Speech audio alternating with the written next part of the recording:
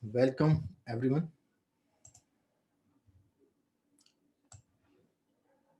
Good evening, Mayank ji.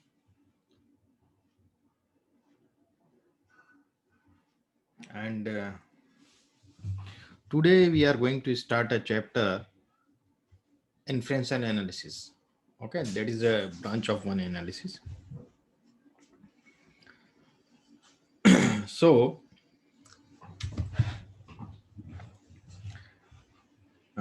let me share my screen with you.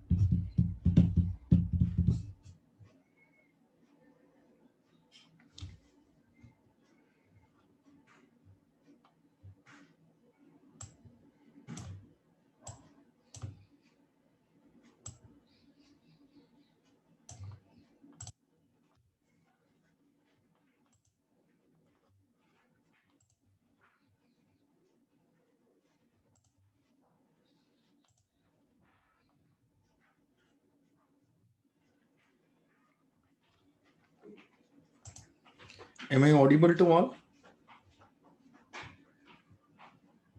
Yes. Yes, sir. Okay. So let me start this session with this PPT and we see the inferential analysis and uh, it is a process of using data analysis to deduce properties of an underlying distribution of probability. Or we could say it infers properties of a population, for example, by testing hypotheses and deriving estimates. Or it is assumed that the observed data set, which is sample we have taken, is from a larger population. Because we could not test the whole population for some statement. So for some conjecture, what we are assume that it is true or false.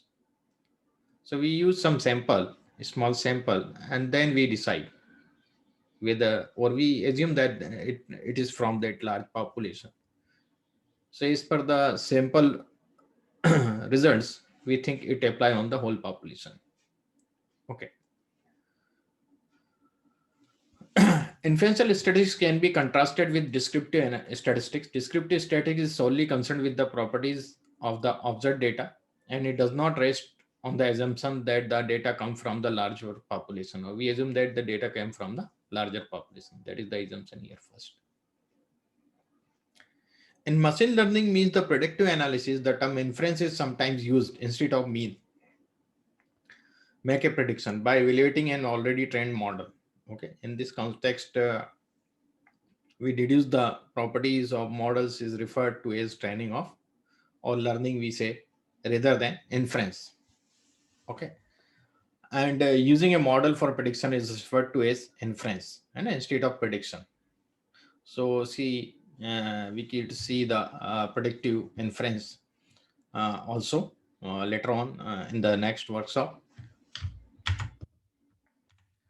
Now we see when we make a conjecture, we use some hypothesis. Okay. So there are two kind of hypotheses. One is the research hypothesis, second is a statistical hypothesis. Research hypothesis just a statement, and once that is stated, relatively a statement about what you think will be the outcome of the research. Example, we take that the consumption of sugar makes children more active or hyperactive. We don't have any data, but this is our assumption, or it is the research hypothesis. Another statement I have written that the phonics is better teaching reading than in whole language. If you teach the phonics only, it is better for reading. So these are the statements concerning expected outcomes. But statistical hypotheses are probabilistic mathematical statements concerning population values stated in terms of parameter used in the research. So we discussed the statistical hypothesis in detail now.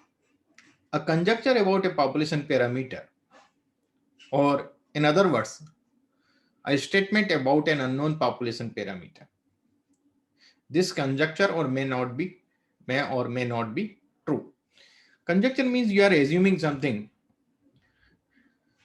and this assumption may or may not be true.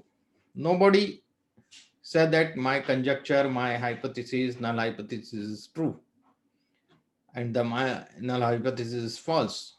Nobody could say this. We have to test it. And in statistics, we could measure everything except truth. We could not measure the truth in statistics. So we could not measure the trueness of the hypothesis. We could reject or accept the hypothesis through the test only. Okay? You could accept or reject that statement of the hypothesis, but we could not say that it is true or false. Okay? It doesn't mean that your null hypothesis has been accepted. It means your null hypothesis was true. No, it is not possible. It should not be like that. So major methods for making statistical inferences about a population. If we see, there is a traditional method and the confidence interval method and the p-value method. So we will discuss on this in detail. The main goal in many research strategies is to check whether the data collected supports certain statements or predictions. Okay, our main goal of the research is that. So let me explain this hypothesis to you in detail.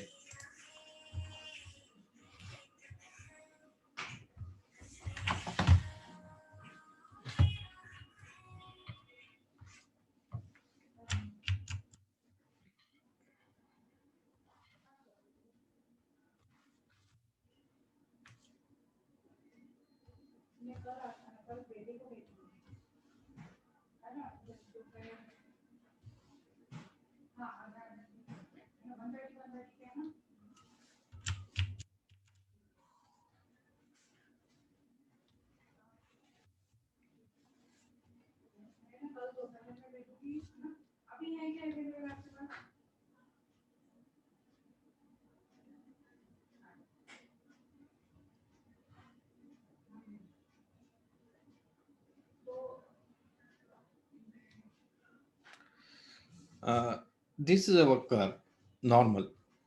We assume it is a normal. Okay, this is assumption we are taking here. In the normal, what happens?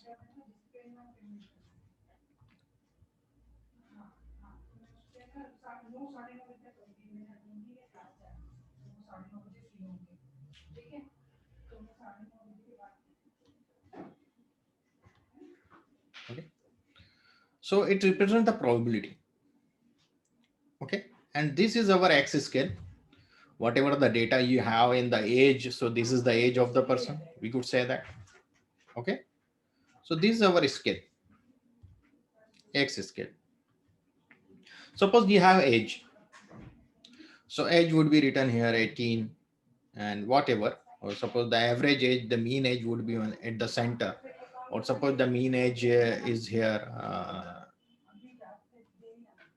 52. Then there are some other ages more than 52, there are less than 52, we are getting here. Got it? These are the ages. So this is the mean age. In the normal distribution, we assume that the mean is equal to median is equal to mode. So all the same, mean, median, mode, everything is same. So we have different scales. Basically, this is the age. So we have Values are 2-digit. If you have the income, there may be values 5-digit or 10-digit, or 6-digit, 7-digit, in this way. So we have a different sort of data. So we convert them in some particular scale as per the distribution. There are so many distributions we have to study. So we see the normal distribution or the Gaussian distribution. So there is a G scale we use mostly, and the T scale, T student scale we use for this. And that is, we use the X minus X bar over standard deviation. Got it? This, we convert this, whatever the scale we have, we convert first this scale in another scale. What test you are doing over there. Got it? And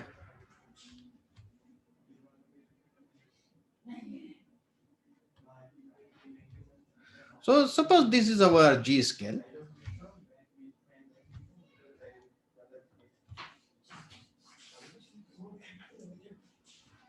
And we measure this point, we convert, transform this point 52 here. So if I convert this, I will get, it is a 52 and mean is also 52. And suppose the standard deviation is near about 6. So I write there 6. And 52 minus 52 is 0. Sorry, my tablet is not straight, so it was. And we get here 0. Got it? So this value we get 0. Now suppose it is our 58. This point is 58. And we find out the G value of this. So it is 58 minus 52 over 6. So 6 over 6 is equal to 1. So here we get 1. Got it? So it is basically X bar. And this is X bar plus sigma. And in this way, X bar plus 2 sigma. And then series 3 sigma, in this way we go. Or the similarly here we get the 2 and 3. Here we get the minus 1, minus 2, minus 3, in this way. Here we get X bar minus sigma, X bar minus 2 sigma, similarly, and so on. Does that make sense to everyone? The total probability, this area, this region, is represents the probability. It is a density curve. And this probability, total probability, we know that it is 1. And this line never touch to this axis. So 50% probability we have here and the 50% on the left side. Does that make sense to everyone?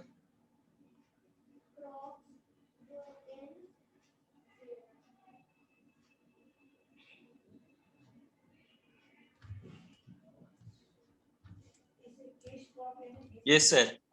Okay.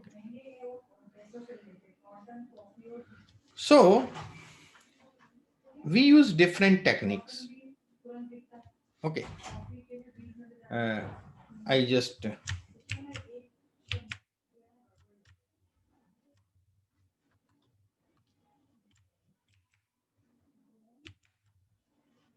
change the size.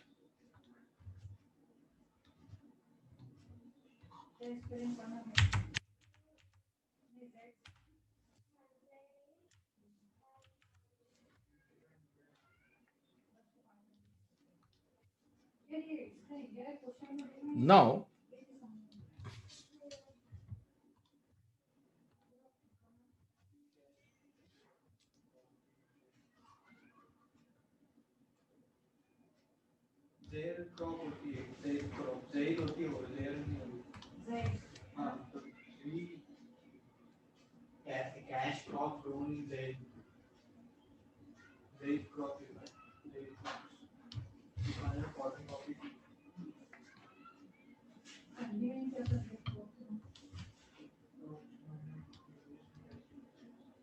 I am using now G scale.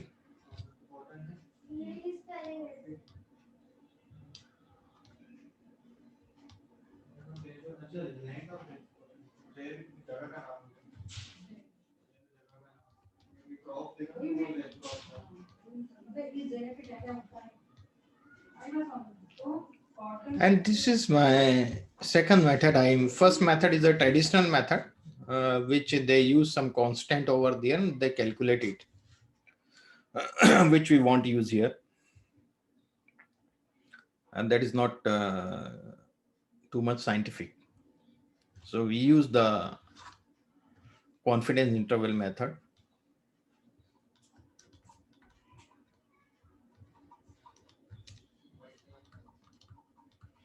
So first I will explain you about the second method, sorry, confidence interval method. Then I will tell you about the p-value method. Okay. So first we see the confidence interval method. In default, we test our hypothesis with two confidence level. What is confidence level? Basically, I explain you.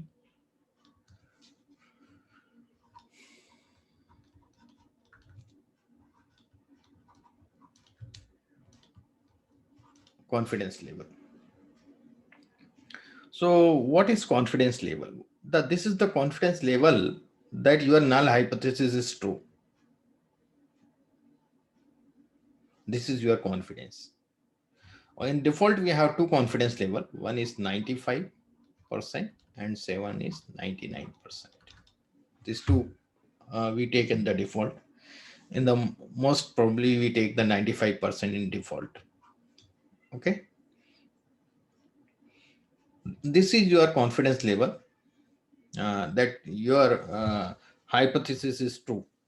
Nobody could be 100% confident about the statement is true. It is only your confidence.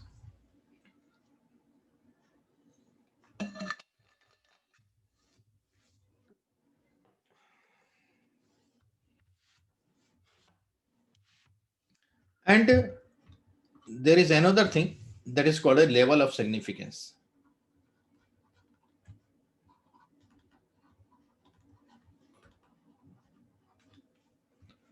That is 100 minus this or 1 minus 0.95. So it is here it is 1% or here, sorry, 5%. Here it is 1%. Level of significance. Traditional type, there is example, but that is not a perfect method. I just give you one example.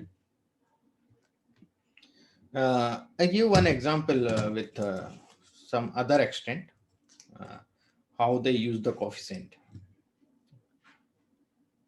Uh,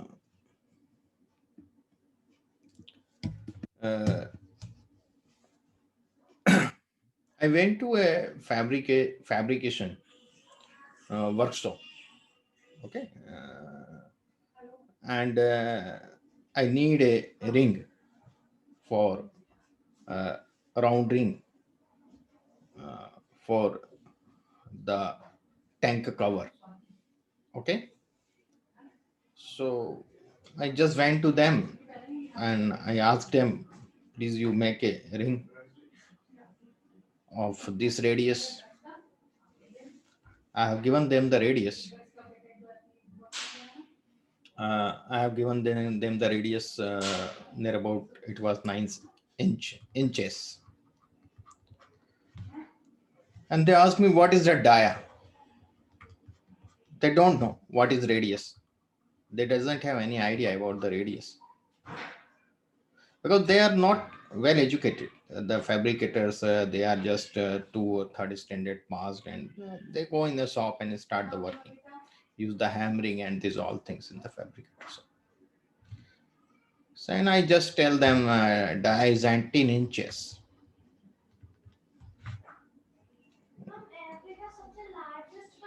After getting its value, he cut a flat of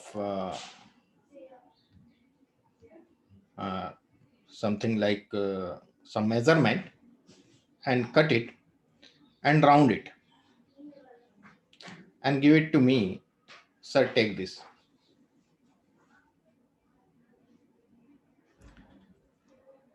Then I asked them, do you know the value of pi? What is pi? Because the circumference, you know that it is the circumference 2 pi r. And he rounded it. So we got the ring of that radius. So when I asked him, do you know the value of pi? He tell me, what is pi? He asked me, what is pi? I don't know the pi. What is pi? And then how do you measure the length of this plate? It will, when you round, will be like this, will give you this diameter.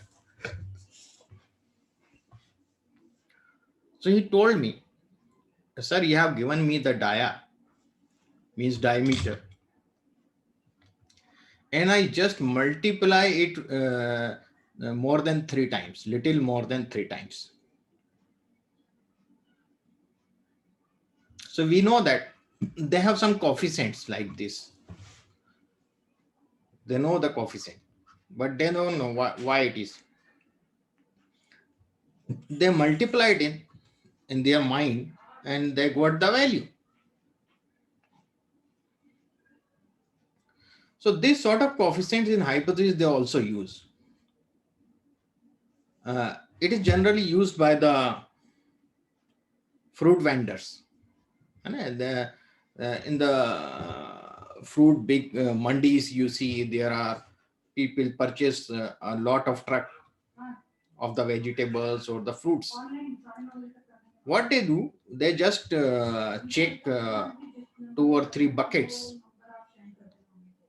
of the vegetables or the fruits or the boxes, and they see what are the conditions of the fruits in the box. Randomly, I took a few buckets from or the boxes from a truck, and then they check it. And as per that, they decide what should be in the population. Truck is the population. Whatever the buckets in the truck, it is called a population. They have just taken the sample. They check 2 or 3 samples, then they decide whether what should be the rate of this. How many should be rotten and how much should be fresh or in the good condition. So that is the traditional approach they use, the hypothesis testing. But we don't know what coefficients they use because they don't tell to anyone how they are getting this, how they decide the bid. Does that make sense to you? Yes, Kasa. So that is the thing they use traditionally. You are getting from their parents or the under whom they are working. They got this knowledge. Don't give to other. Okay. By technique, we could keep it out from them, but they don't. If you directly ask, they will not tell you this thing, these secrets. So I am talking about the confidence level, which is 95% if you have the confidence. So at the G scale, at 95% confidence level, the G value, table G value will be 1.96. What? 1.96. So it would be here somewhere. Got it? And 99% G value is 2.58. So it would be somewhere here. Got it? Is there any doubt?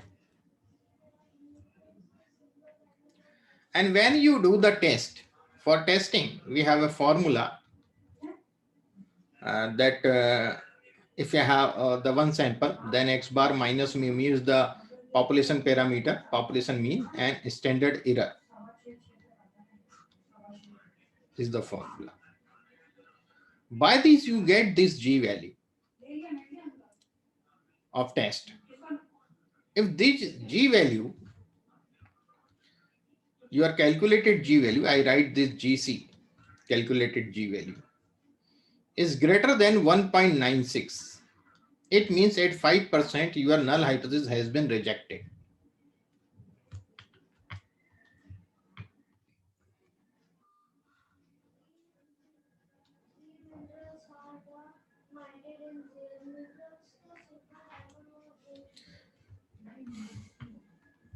This is our acceptance reason.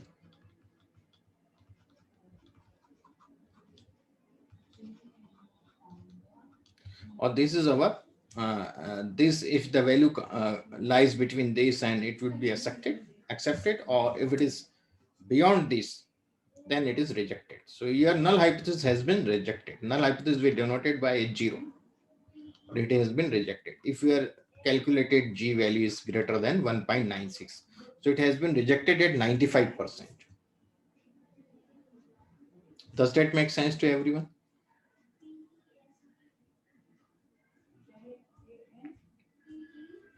Similarly, for Sir, can you please repeat how was it rejected? if your G value is greater than 2.58, it is also rejected, but at 99% confidence level. Got it? So these are for the G scale. The T scale, we have the different value. Okay, every scale has a different value on their scale. Okay. So if your value, suppose your calculated value is 2.21, this is your calculated value, which is more than 1.96. So it will come here somewhere 2.21 will get here. So it is rejected at 95%, but accepted at 99% of confidence level, because it is below, before that, smaller than this 2.58. Is it clear to all? No, sir, please repeat, sir. After ZC. You see that our value is 2.21, calculated value, Okay. which is greater than 1.96. Okay. It means your value is lie here. So it has been rejected because it is beyond this. It is the rejection region. Okay. Fine. Got it? This is the acceptance. But it is rejected at 95% only. But at 99%, G value is what? 2.58. It is here. Okay, table value is here, and your calculated value is 2.21. So it is less than 2.58. So if I show you the reason for this, so this is your acceptance reason now for 99% between red. Got it? So you are under this. Is it clear to all? If your value is under this, then your null hypothesis has been accepted. Does that make sense to everyone or not? Sir, you are talking about two-tailed test. Yes. Okay. We are talking about the two tails test, because right tail, left tail, there are different values. Okay, we have a different value, but just for understanding, I have taken this. So are you getting it or not? Yes, sir. So in this way, we could decide if our value is calculated value. Suppose your calculated value is 1.82. So then it has been accepted at 95%. Okay. Does that make sense to everyone through the confidence interval? Yes.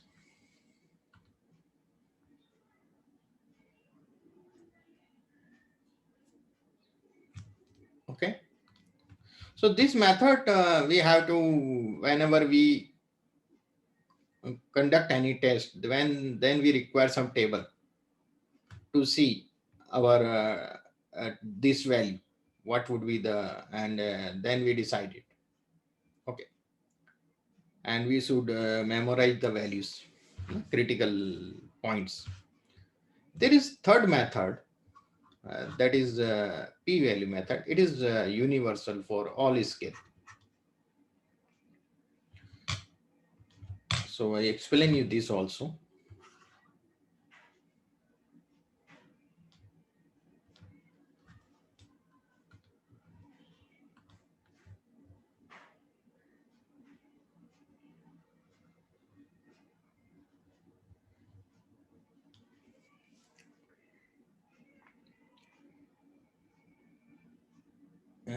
We have the 100%. So here I draw one line. This is a line for 5%, 0.05, and I'm another line. I use the different color so you could better understand it. It is for 0.01. It is 0.5, and then similarly on this side also.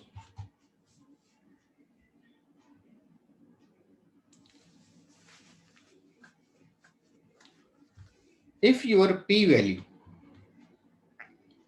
is greater than 0.05, then your null hypothesis is accepted. If it is less than that, then it is rejected. Got it? At the 95%. Does that make sense to everyone? It is very simple. What is your p-value? Calculated p-value, whether it is greater than or less than at the 95%, 5.05.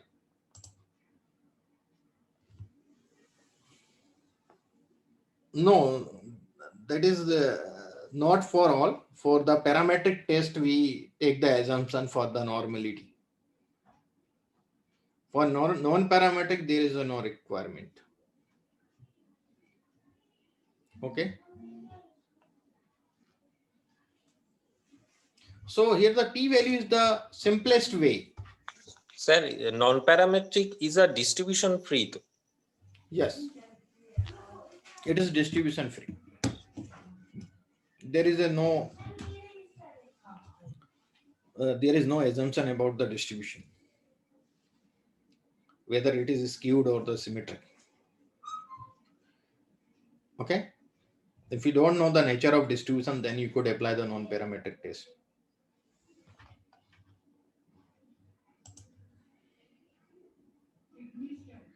P-value, if you are at the 95%, if your p-value is greater than 0.05, then your null hypothesis is accepted. Or if it is less than 0.05, your null hypothesis has been rejected. Similarly, for 99%, if your p-value is greater than 0.01, then it is accepted, or it is less than 0.01, it is rejected. Very simple. Got it? There are various distribution. T-scale is for the small sample, we use the T-scale, where the kurtosis is different. Okay, it is normal. T-scale is also the normalized scale, like a G-scale, but it is for the small sample. Okay, so T-scale would be like this.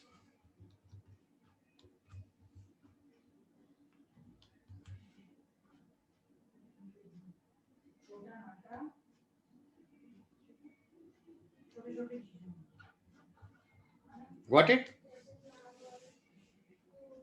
The kurtosis you see is different. Tip of this. Got it?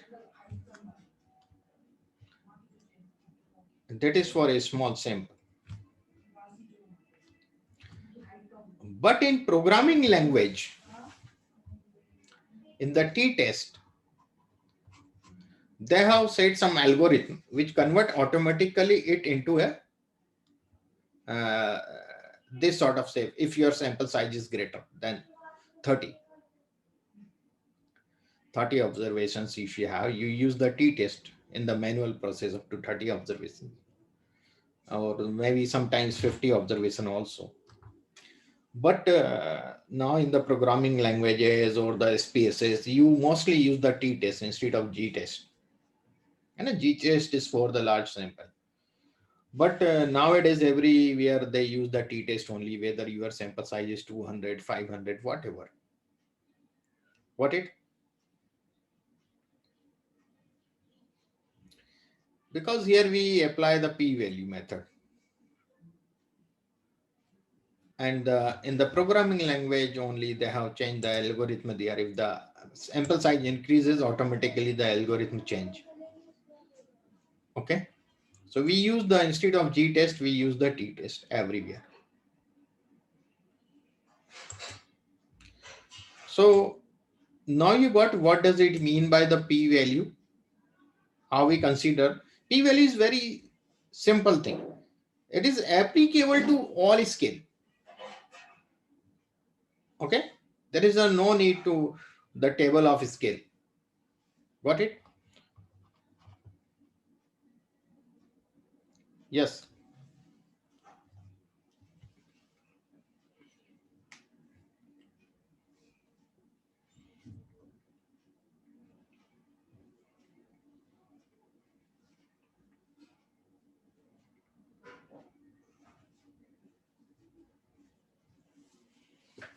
Okay. Let's come to our point now again. Statistical hypothesis, there are two types of hypothesis. Null hypothesis and alternate hypothesis. Both are mutually exclusive and exhaustive.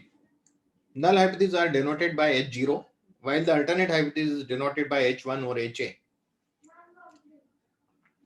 Here I have explained about the symbolic representation of the null hypothesis and the alternate hypothesis of the two-tailed, right-tailed, and the left-tailed. The null hypothesis symbolic representation is the same. Mu is mu is a population parameter, and K is the sample parameter. Suppose we could assume that the mu is the population mean and the K is the sample mean. So generally the null hypothesis statement we write, there is no significant difference between population mean and sample statistics.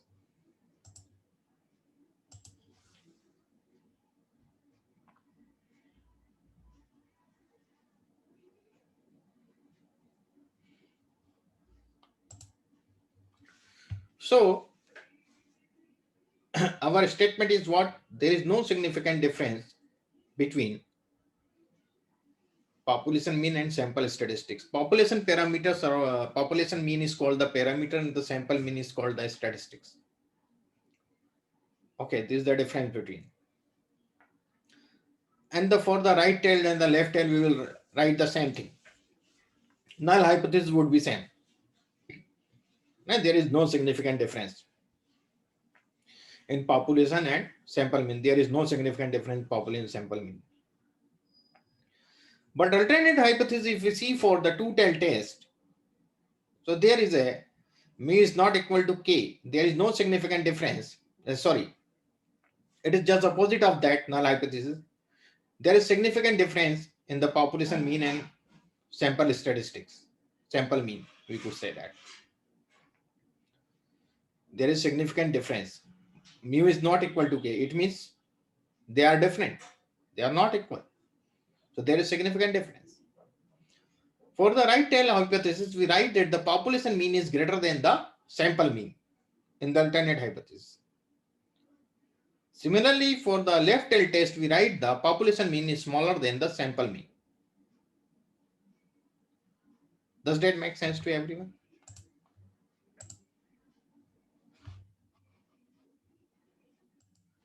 Okay. So this is the way. Whenever we have the alternate hypothesis, right tail or left tail hypothesis, one-sided, it is called the one-sided hypothesis. Then you write the statement of alternate hypothesis. Otherwise, you generally write the statement of null hypothesis if we have the two-tailed test. That is very important. Okay.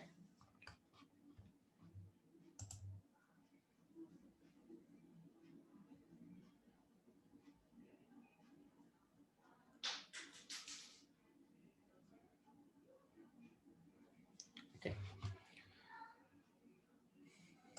So suppose we want to say there is a positive impact of something. So that is a one-sided positive impact. We are talking about the positive impact. That is the one direction. That is, if I am talking about that there is no significant difference, then it is the two tail. Negative or positive is the one tail. That is the thing.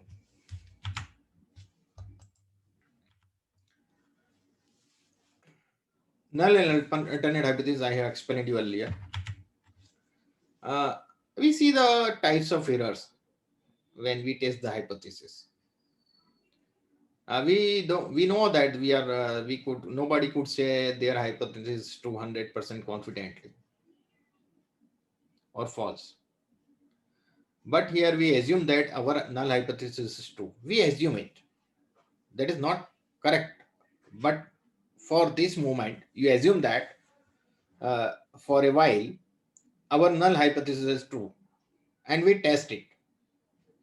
And our null hypothesis is accepted. It is true and accepted. It means the right decision. What do you say? It is right decision. Correct?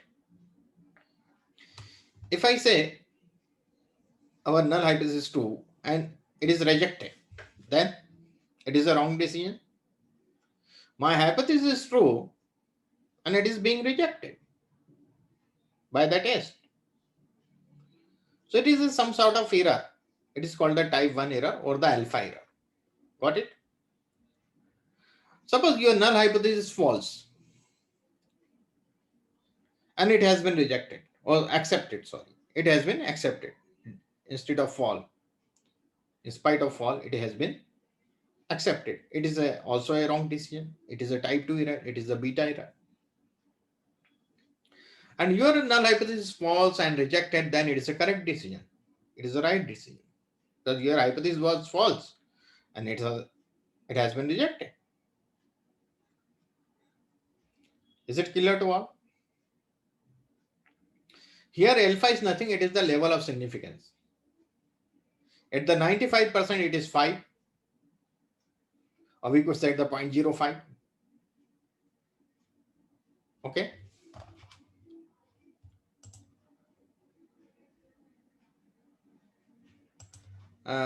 Sometimes people don't think what confidence level they are taking. Suppose you have measured your hypothesis, you have tested your hypothesis at 95% level of significance. You are checking it at 95% confidence level, not the level of significance. 95% confidence level. And you got p-value 0.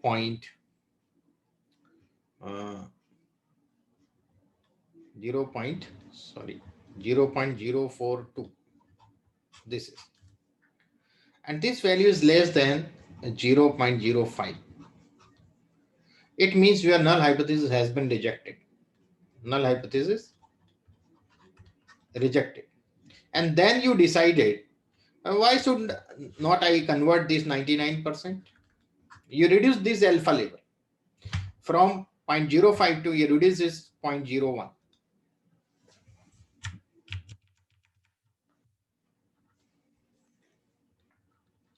And now your this value 0.042 is greater than 0.01. Got it? So now it is greater than your null hypothesis is accepted. Got it? Got it? 95% it is being rejected, but 99% it is accepting. So you are reducing your alpha level. When you reduce the alpha, the beta increases. Beta, because it is the diagonal of diagonal. So if you reduce it, it will increase. If beta increase, 1 minus beta is the power of test. So you are decreasing the alpha, beta is increasing, 1 minus beta will decrease. It means your power of test will decrease if you reduce the alpha level. Is it clear?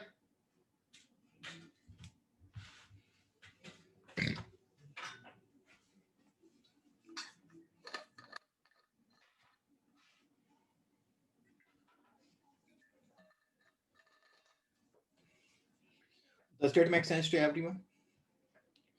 So if you reduce the alpha level, it is dangerous. Unintentionally, you are reducing the power of the test. Okay. As the alpha level decrease, the power of test also decrease.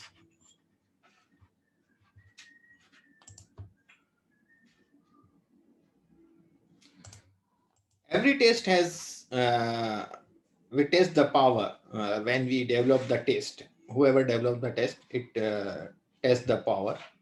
And there are so many things for calculating the beta. We could not measure here. That's a different thing. It is not required in research. When you develop some test yourself, then that is required only. Test the power. Okay. So the power of test is higher means your results are good, more reliable. Does that make sense to you, Pravinnath? If the test power is higher, your results are more reliable. Your test power is low, your results are not reliable, are not that much reliable. I mean to say that. So what I would like to say, what level we should select, 95% or 99%. So there are two theory. One theory says that if you are working,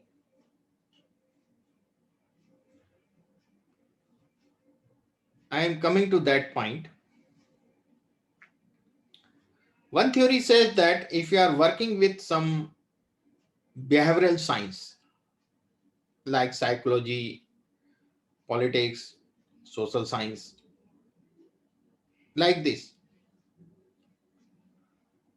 then you should apply alpha level 5%.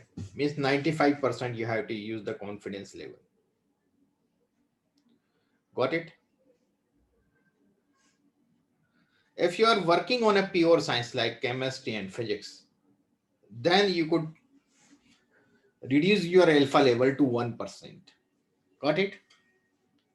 It means your confidence level 99%, because in the science, in the pure science, you will get the exact result, because there is no human behavior involved in the pure science. So your confidence level would be high. Does that make sense to everyone?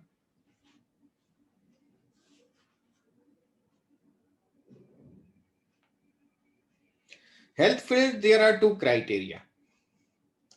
If you are working in a hospital or like this healthcare center work, see the patients and that wherever the human involvement, then you have to consider the 95%.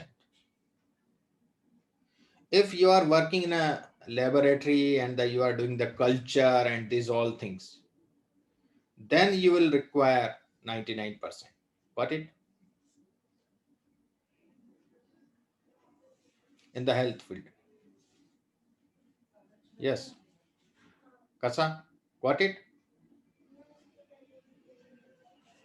And when you are talking about the patients and these all things, you are giving some treatment, you are checking it, then you will use the 95%. When you are developing something in the laboratory and you see the inferential analysis you want to use over there, then we use the 99%. And the second theory is related to the sample size. So if your sample size is small,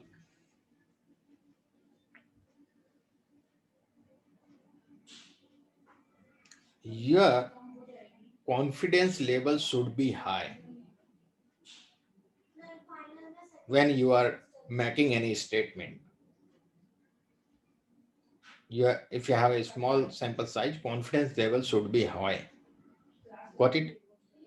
Higher than if you have a small sample size 15, 16, 18. Your confidence level must be high. It should be 99%. So you are taking the small sample now. You must be more confident. Got it?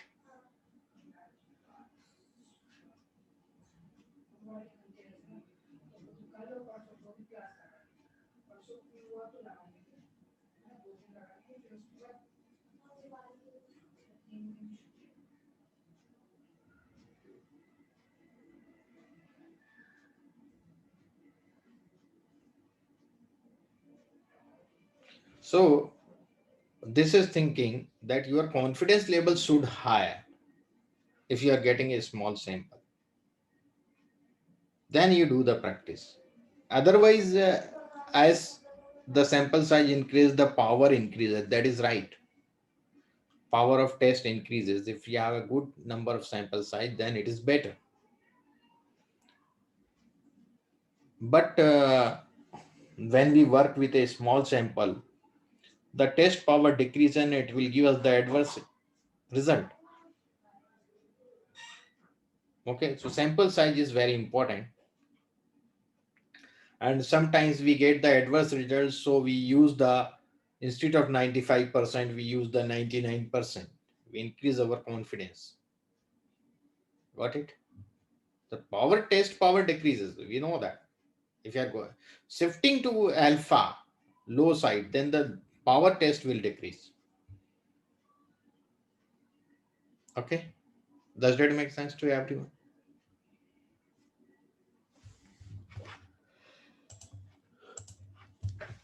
We see some more things now.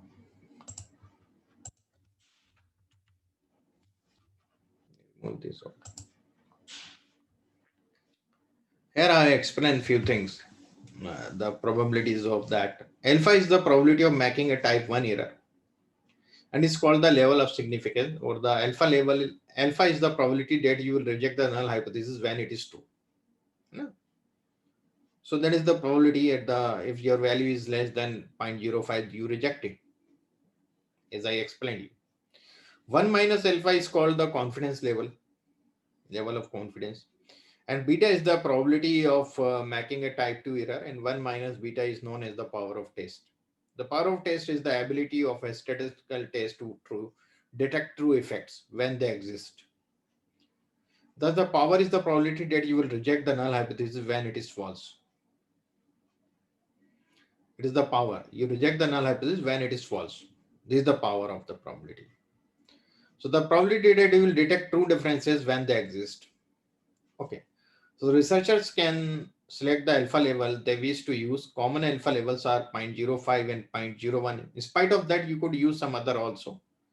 Beta and power are controlled indirectly through the sample size.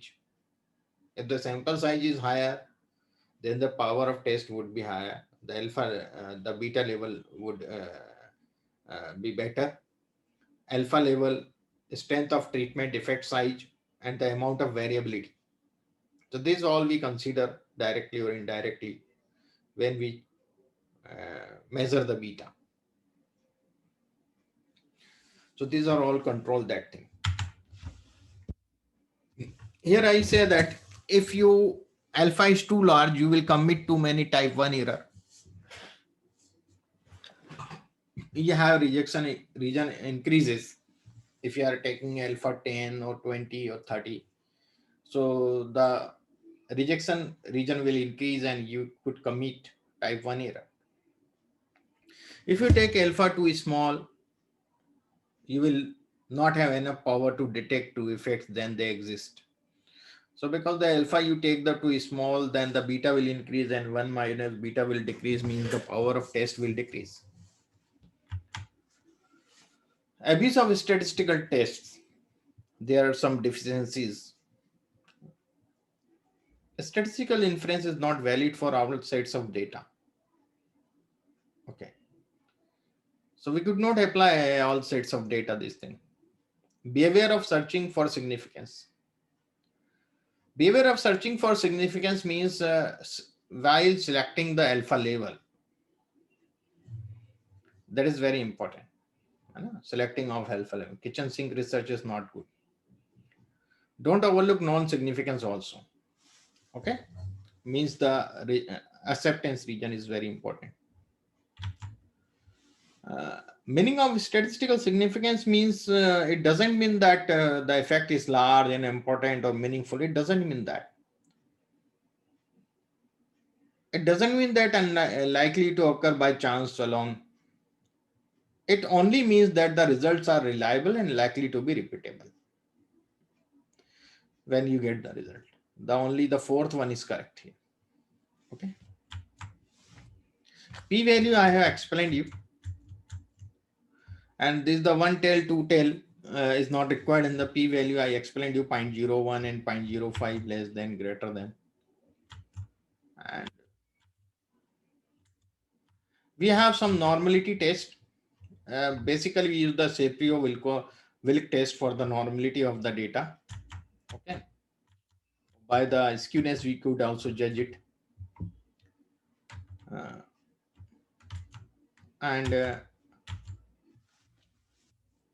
I would like to explain you about the parametric and non-parametric test. So the information, if the information of population is already known by means of its parameters, like the mean, standard deviation, other things, then a statistical test is called the parametric test. If there is no population parameter, we don't know, but is still required to test the hypothesis of population, then a statistical test is called the non-parametric test. You don't know about the population. The parametric tests are the G test, T test, chi-square test, F test, ANOVA. And the non-parametric test is also chi-square test, Mann-Whitney test, rank sum test, Kruskal-Wallis test, Duncan test, and so many also. Parametric analysis to test group mean. We consider the group mean in the parametric test. But in the non-parametric test, we consider the group median. So whenever you have the skewed data, then you use the non-parametric test. If you have the normal data, you could go for parametric test. Specific assumptions are made regarding the population, means the populations are normal. Here, no assumptions about the population. Here I have written that the applicable only on variable, but chi-square we use the categorical also, which applied on the both side. And the non-parametric test apply on the both variable and the attribute. Samples are independent in the parametric test, but in the non-parametric test, sample may not necessary to be independent.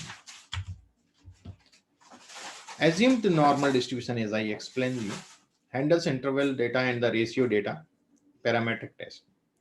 Non-parametric test handle the nominal data and the ordinal data, all sort of data. And the parametric test, the results are affected by the outliers, but in non-parametric test, it is not affected by the outliers. Parametric test perform well when you have the different variability. In the two sample you are grouping, you have two groups and both have the different standard deviation or the variability, whatever, then it perform good. If their variance are equal, then it will not perform good. Got it? But the non-parametric perform well when there is spreadness is same, the variability is same. So that is the thing. Have more statistical power in the parametric test, when the non-parametric test is not high statistical power like parametric. So few more thing I have given: one sample t-test, sample size greater than 20, two sample t-test greater than 15 in this. So these are all the things I explained you. I will share this with you and you will see it. Okay.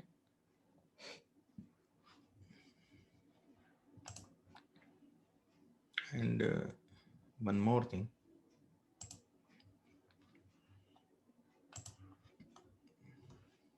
Okay, these are the data types and I have given.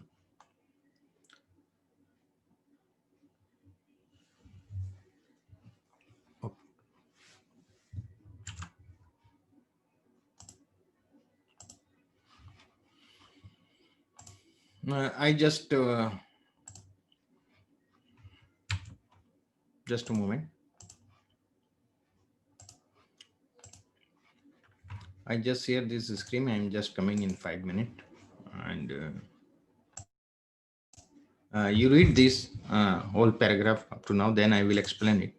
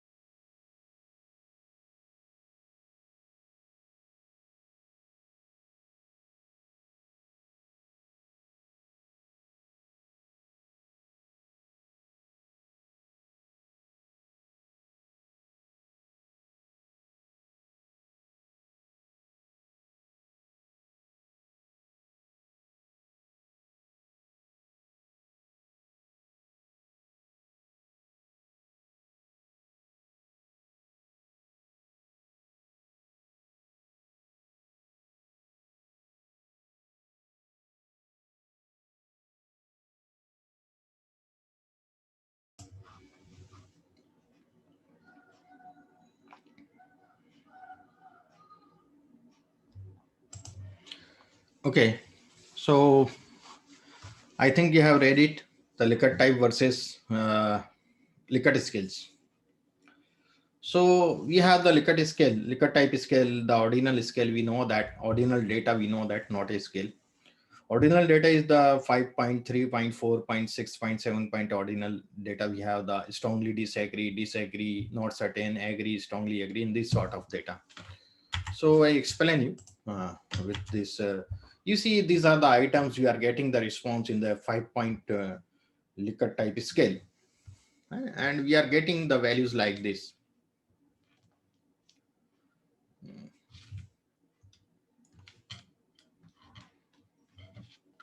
Suppose here in the first response we are getting 4.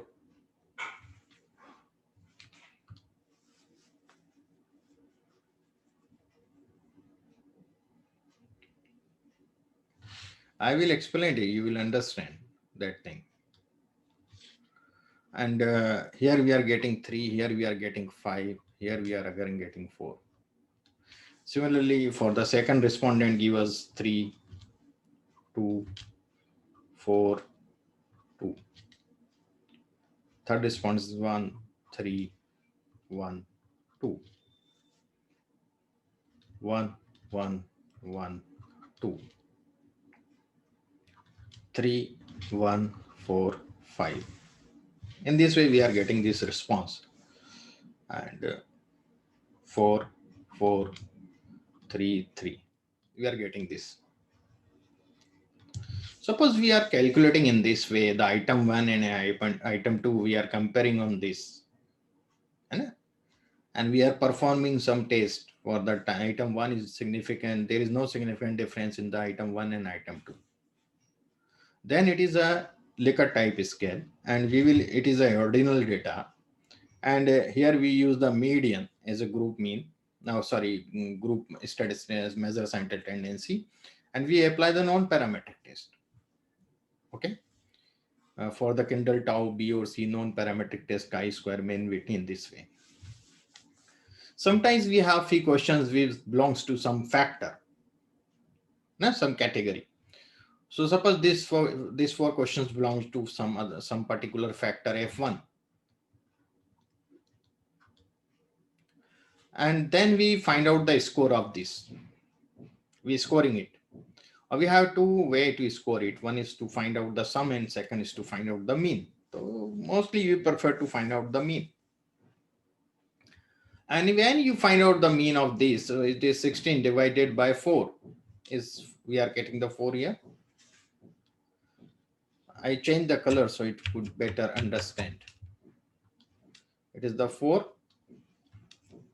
And here I measure 4, 8, and 3, 11. 11 divided by 4. So for 2 times 8, or there is 3. So for 6, 4, 7, 28. 2.7 I am getting it. Here I am getting 3, 6, 7. 7 divided by 4. So 1.7 divided 2.7 something, 1.7 here. So it is 5 divided by 4. So it is 1.25. Now I do it 4, 8, 15 divided by 4. So it is 3 point something. How much? 5, 5, 10, 13 divided by 4. 4 to the 12. 1. 4 to the 8. How much it would be? 3.75 or 3.25? 5, 5, 10, 13. 13 divided by 4. Sebasis, what it would be? 3.25. 3.25, I think that. And here if I measure 4, 8, and 6, 14. 14 divided by 4. So it is 3.75, I think. Okay? Correct? So this is a score we are getting. This is continuous. Got it? This is continuous. And it is called the interval scale now. So we could use the mean, standard deviation, we could apply the association Pearson, and we could apply the parametric test. Does that make sense to everyone? Yes.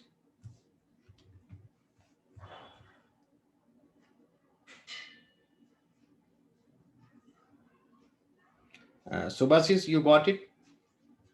Yes, sir. Yes, sir. You have the question that will be wrong to convert into continuous. Now we have converted these into continuous.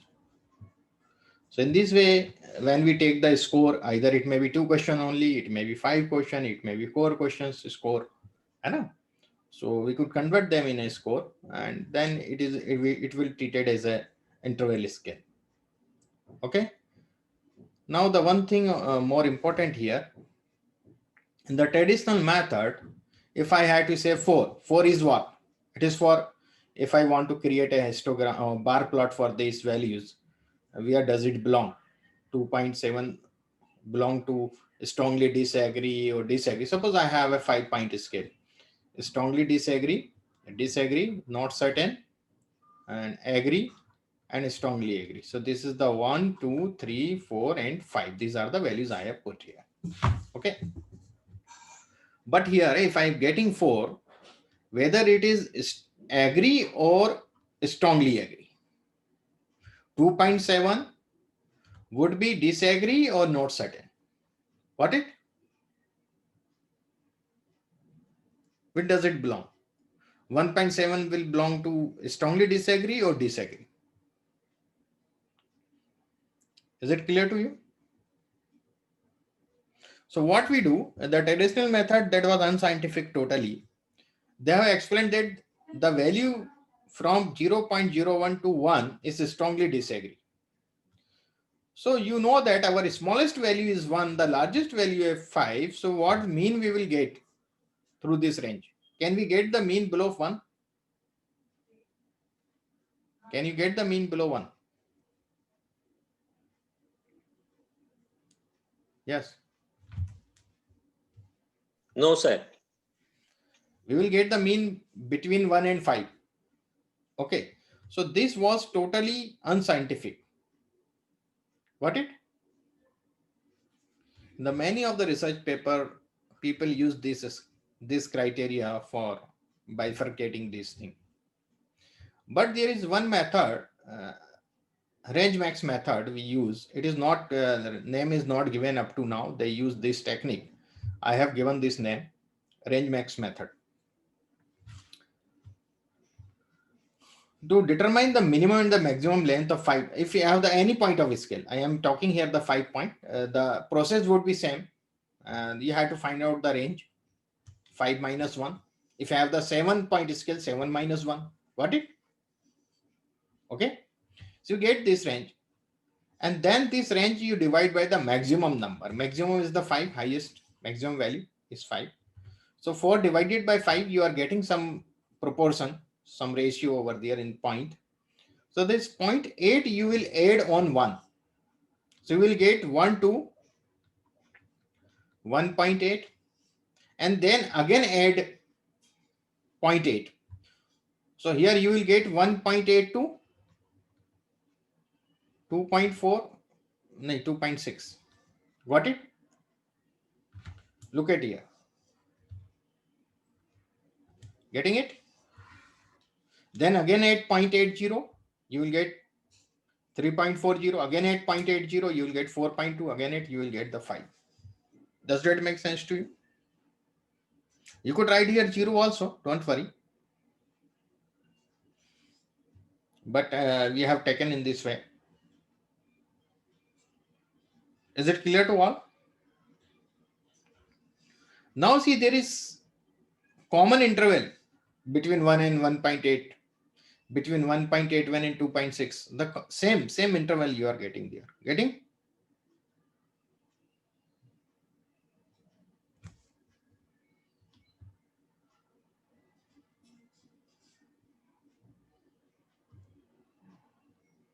Okay, so you are getting the same thing, same interval, if you see.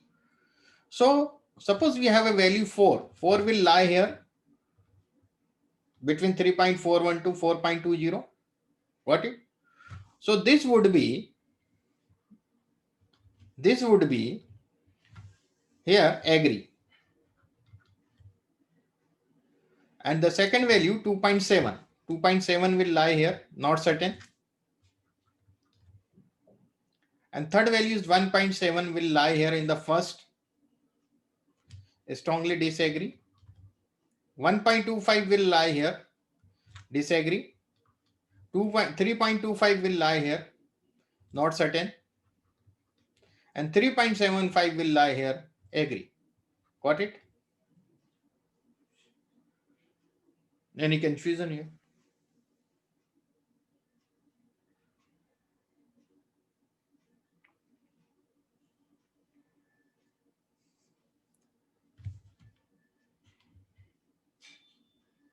Okay.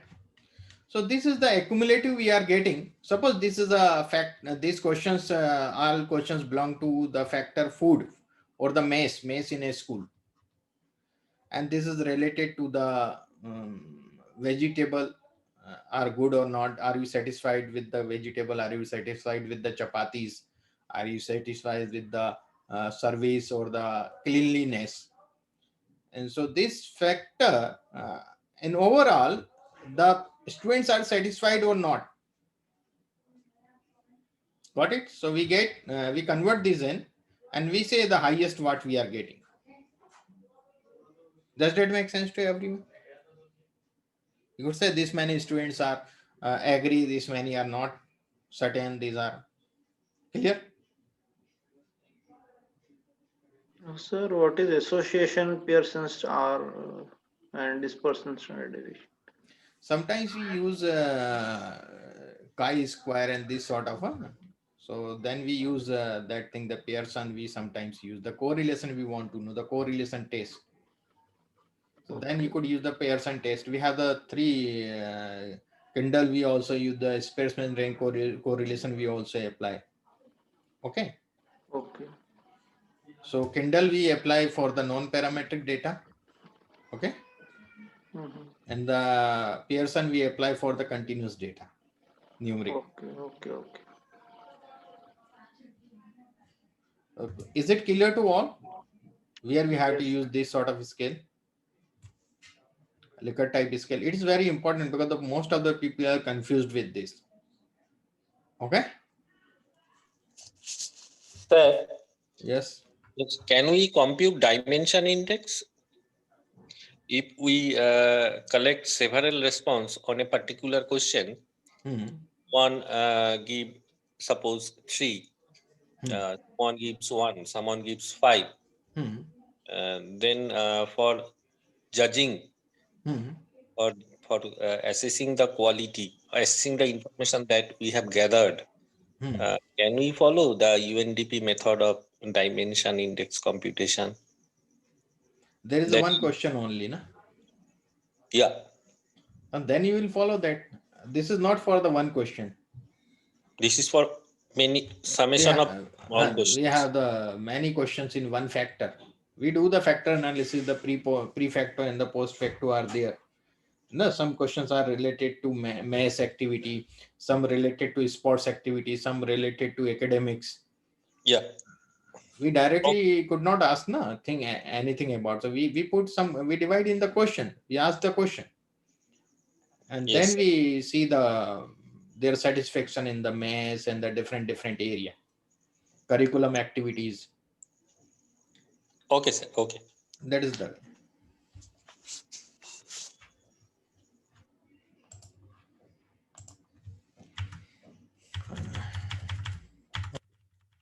So here I have given so many tests and the example manual how we will solve it. So you could read this. I will share with this you, and you could perform this better for understanding. This you could also get in the book of statistics. Okay. Which book, sir? Most of the books you will get this sort of questions in the statistics, the college level. The same I have done here. The simple questions I have put here. You could better understand where which sort of test we could apply. Okay. So there are so many questions, and you do it, and you could go do it better. Practice it, and you will see the persons from the who had not knowledge of the statistics can go through these questions first. Okay. The persons who already know these all done this in the previous, so there is no need. So now we start with the R, and we have suppose sometimes we get a data Likert type scale, and there is in the numeric data there is no need of reliability, no need to check the reliability. Understand? If you have the age, income, and some other things are there, then there is no need of reliability of data. Okay, there is means the no need of test of the reliability. But whenever you have the Likert type scale, then reliability test is compulsory. Got it? Okay. Yes, sir. So it is only for the Likert type scale we use it. So there are many tests, but mostly which is popular, that is the Cronbach's alpha. Cronbach's alpha is a measure used to assess the reliability or internal consistency of a set of scale or test items. Okay. In other words, the reliability of any given measurement refers to the extent to which it is consistent measure of a concept, and Cronbach's alpha is one way to measuring the strength of that consistency. Okay, I have written here in detail in the script. So to interpret alpha as a signal of reliability, the set of items has to fulfill two prerequisites. They have to be measure of the same latent variable, and this is only one variable homogeneity. And the factor loadings have to be the same. So what I am telling here, they have to be measures of the same latent variable.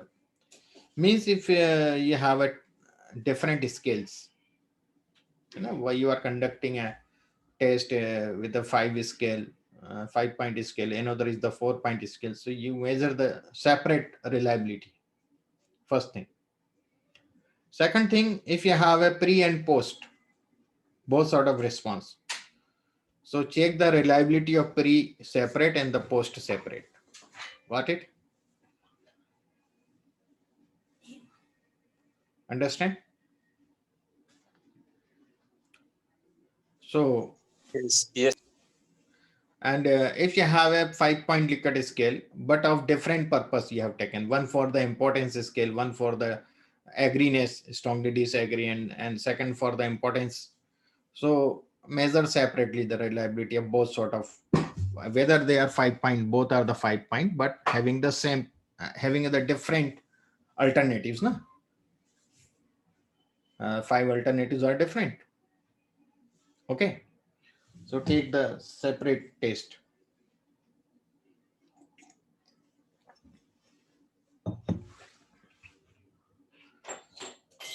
Now I have a data. I have hypothetically created it. And I read this data here. And you will see there are 60 observation, 11 variables. So I will show you. This variable is not important, so I will remove this one.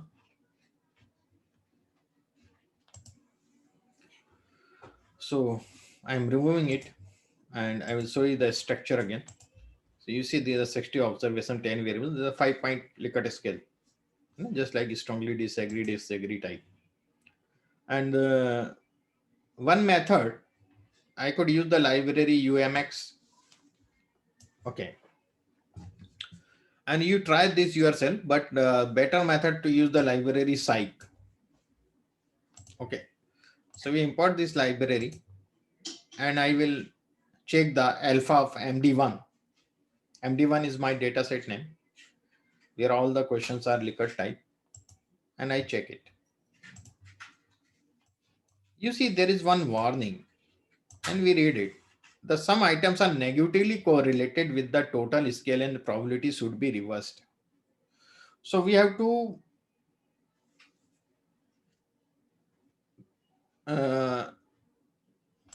convert them, those items. So some items in L5, L6 and L8 are were negatively correlated with the total scale probable, should be reversed. So we have to reverse it.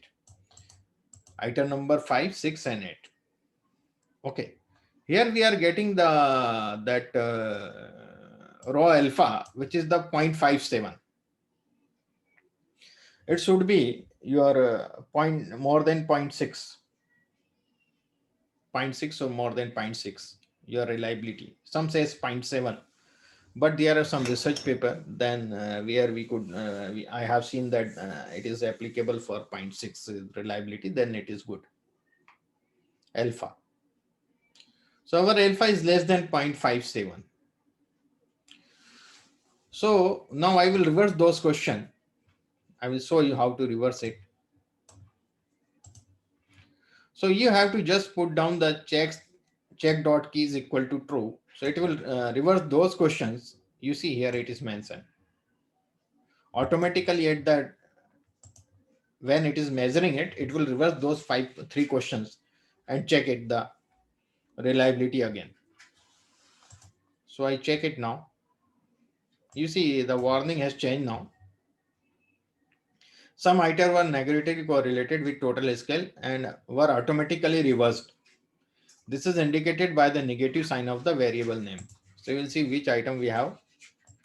5, 6, and 8. This we have reversed. Okay. And now you see the raw alpha. What is the raw alpha now? Yes. 0.8. Correct. Now the reliability is good.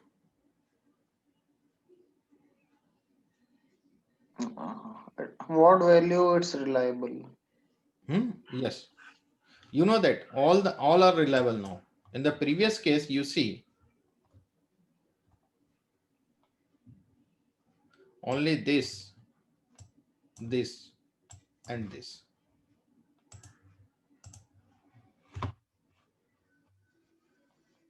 I will explain you what happened when we reverse it. Because it reversed only in the duration of calculation of the reliability, Cronberg alpha. Now I will convert them. Actually, it has not been changed in my data. Okay, in data they are as it is. Okay, during process they have changed only during this process, and actually it is same. So what I will do, I will change it 6 minus whatever the value. We have the 5-point scale. So instead of 5, you have to mention what? 1. And you have to reverse the scale. So for 5, you have to use 1. And for 4, you have to use 2. Got it?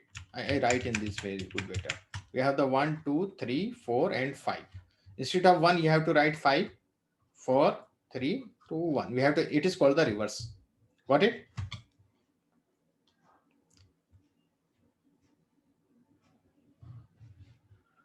So how I am doing it? So I am just 6 minus 1. If I do, what I get? 5. And 6 minus 2, what I get? 4.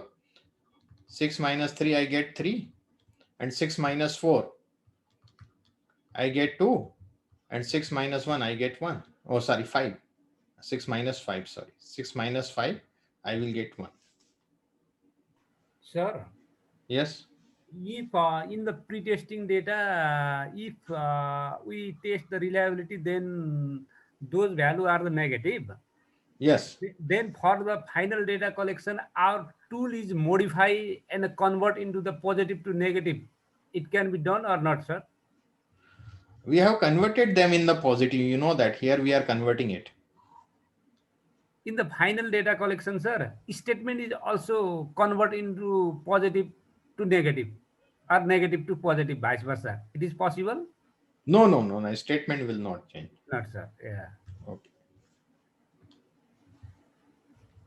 Sometimes in our question paper, some questions are negative. Yeah. So it will respond as a negative with respect to other all questions. Their sequence would be negative. Yeah. Instead of 5, we get their 1. Instead of 1, we get their 5. So those questions are called the negative response question. Yeah. Then we change it. Okay. So we have converted all. Okay. Okay. Now we have Okay. converted it. So I run it. Just I clear first this board and then I remove it and I run it now.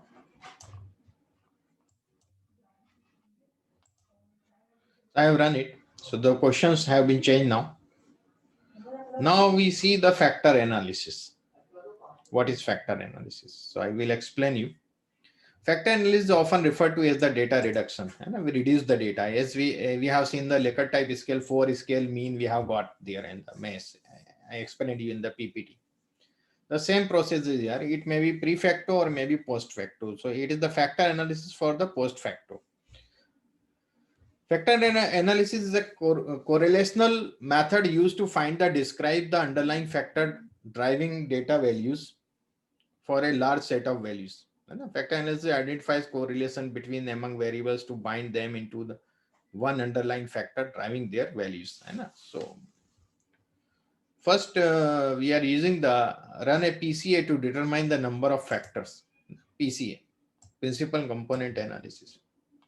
So I'm using this and R correlation of MD1. If I show you this correlation, you will see here. This is the correlation. L1 with L1 would be 1. L1 with L2 is 0.5. L1 with L3 is this. And in this way, it is giving me the correlation matrix. And MD1.PC I am taking. This is the object name I have given. The principal component of R I want to see. And the summary I will see for this. So these are the principal component I am getting. For the 10 component I am getting 1, 2, 3, 4, 5, 6, 7, 8, 9, 10. So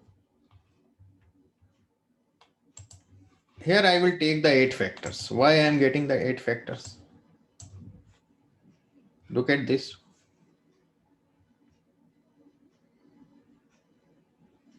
Look at this chart and you can tell me.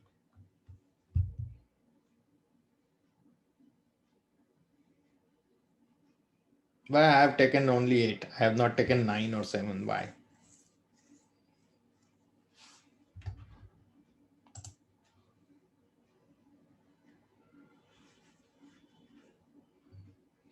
There are various methods we have. Principal component analysis we initially use for finding out the number of factor. So here you see in the 9th we are getting cumulative 1. Getting? What we are getting? The cumulative 1 we have got here. So we have to take up to here only the 8 factor. 8 components we are taking. Got it? So the function is factor MD1 factor set rotation maximum variance varimax. Okay. I have to run object.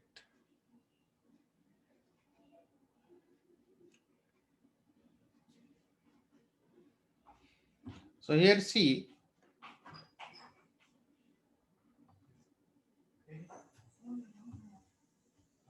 it is telling me for 10 components we have the 10 here in the factor 8 factors are too many for 10 variables. This is a one way to decide it. We decide with the eigenvalues and this all this I will tell you later on that the eigenvalues and these all things we are not using here. So it will not apply here. If I take only 3, you see what happens. 4 I take. Now it is. So we are getting this way. These are the factor loads we are getting.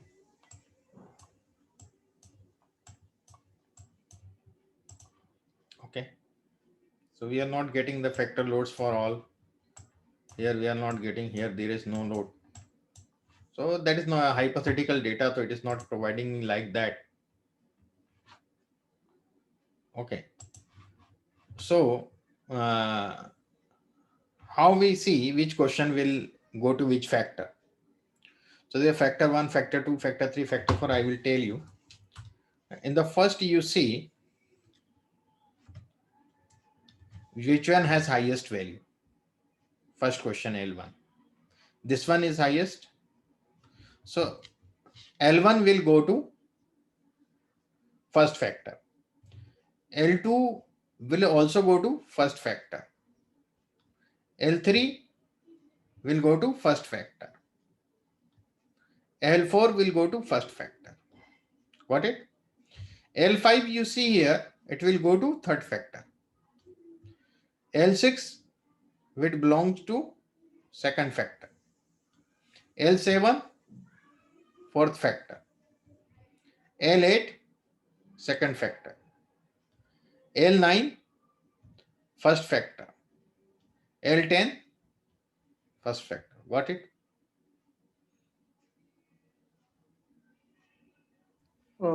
Sorry, sir. 0.61. Why didn't you take L6 as for F1 and not F2? Point L6. 0.383. Why didn't you take as Now, highest value is what here in L6? okay, Yes. okay, That is the 0.442, no? okay. So why is highest value taken? Yes, always highest value. Why so? It is the factor load. So you see the factor load in the all factor of that question. Wherever the load is higher, then we select that factor, no? Where its load is higher. There are some theoretical aspects we have to study about the eigenvalues and this all things. And some depth knowledge of this you could consider it, but here we are not take that much theoretical part. We could not explain the statistics. We are just showing you this with respect to the R. Okay, data analytics with R. So and that statistical part you have to read the books and attend some course for that. Okay. Okay. So you see the factor loading is the very, very minimum in here. And here you see we have the more than one SS loadings, or here is less than one. So this fourth factor is not important. So what we will consider the three factor only, and I will again do it for three factor. Just I change here.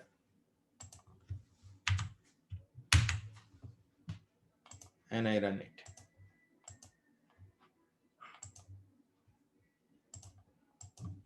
Now I show you.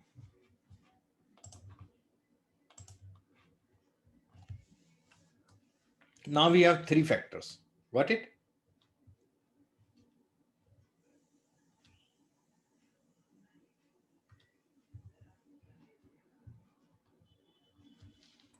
Sir, So- why four factors are not important, sir? There were only one question in the SS loadings were less than one. Yes, sir. Okay. So Okay. we have removed it. Only the one question. So here you see this one in the first factor. This will go in first factor. This will go. This will go.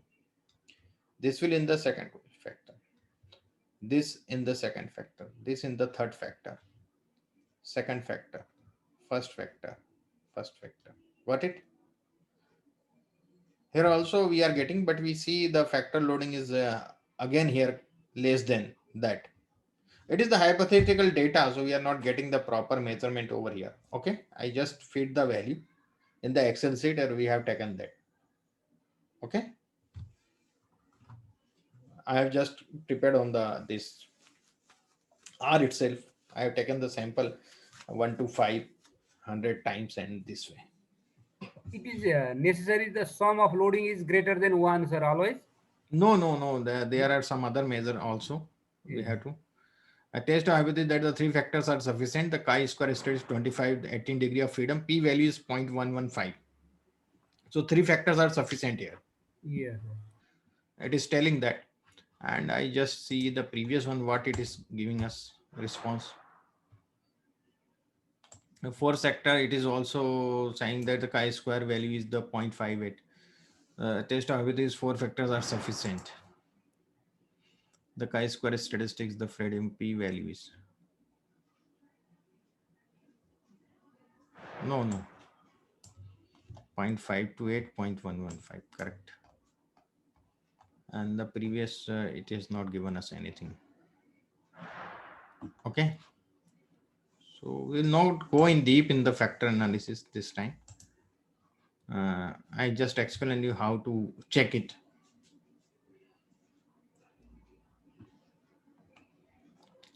Now we see the parametric and non-parametric test, which is very, very important for us.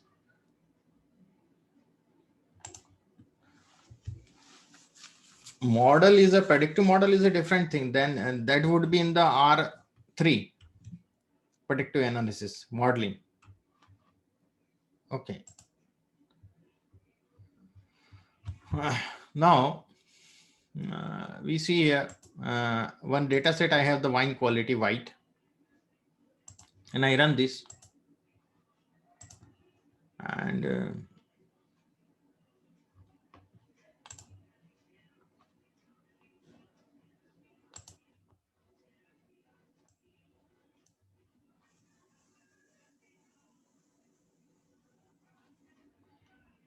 wine quality is not here. Okay, so I will change my this working directory, and now this is my working directory where this data is written. So I will got this data. There are 498 observation, 12 variables. These are the variables you see here. And the fixed acidity, volatile acidity, citric acid, residual sugars, chlorides, free sulfur dioxide, total sulfur dioxide, density, pH value, sulfates, alcohol, and the quality of the wine. So these variables we have. These variables we have, and we view it and we see the structure of this. So this is the structure. All the variables are numeric. Okay. And now the first null hypothesis I am taking, there is no significant difference between population and sample mean of fixed acidity. The government has set some norms of the fixed acidity. Government's norm is it should be the average fixed acidity of the batch should be 6.10. Got it? Okay. So in the liquor industry, they daily produce some wine and then they store it, and at a particular date the person come from the excise department and check the batch, and it randomly choose some sample. It is from the very big liquor company. So we are getting 4898 observations. We have the 4898 drums of wines in that store, and is checking whether they are fixed acidity, and the randomly they have taken this much sample from each drum, and they are checking whether there is this or not, and the reject or accept, reject the batch or not. So t-test we are performing here, as I explained you. The observation does not mean here in the R. So wine quality, dollar fixed acidity, and the mu, the government norm is the population mean, that is 6.10. I have to compare this with my 4898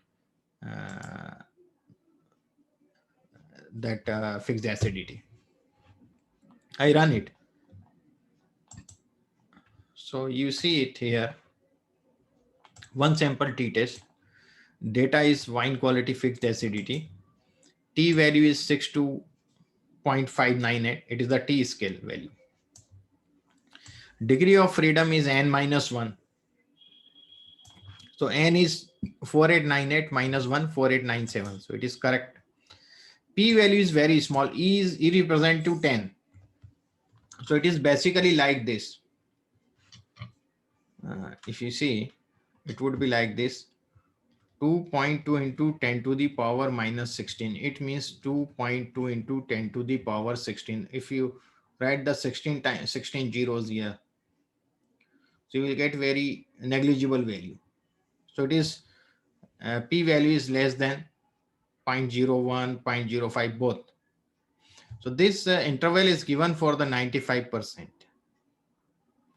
So our null hypothesis true mean is not equal to 6.1. Means our sample mean is not equal to, it is the alternate hypothesis. Okay. So the mean of sample is 6.85 and the population sample we know that 6.10. So there is very significant difference in both mean. So there is significant difference in the fixed acidity and population parameter. Got it? Yes. Okay.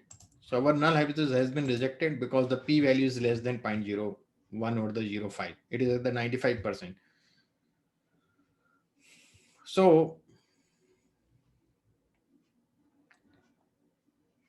if you are going to test it with 99% confidence level, then you have to mention it. Or it will just change only the value of this interval. Everything would be same. Everything would be same. This interval value will change only. Now you are doing the alternative or the less, the sample mean is less than the population mean. So at the left or right tail, as we have seen that. So we get this, and here you see p value is 1. So it is greater than 0.05. So our null hypothesis that the sample mean is less than the population mean. This is our alternate hypothesis. The sample mean is less than the population mean has been accepted. Sorry, rejected. Alternate hypothesis has been rejected. It means the sample mean is not less than population mean. Okay. Sample mean is not less than population. It is, you know that the sample mean is 6.85, which is greater than 6.10. So our null hypothesis has been accepted and the alternative hypothesis has been rejected. And here we see the sample mean is not greater than population. So I think the time is over. Tomorrow we continue it and we will finish this script because if I finish it in hurry, you could not understand. You know? So I think that tomorrow we run it and we finish it in a detail. So your queries may be covered. We have a normality test. We could do it. You could do the normality test for the data. It's a Cypher test and this all. Okay. Here in the Likert type scale, there is no requirement of the normality test.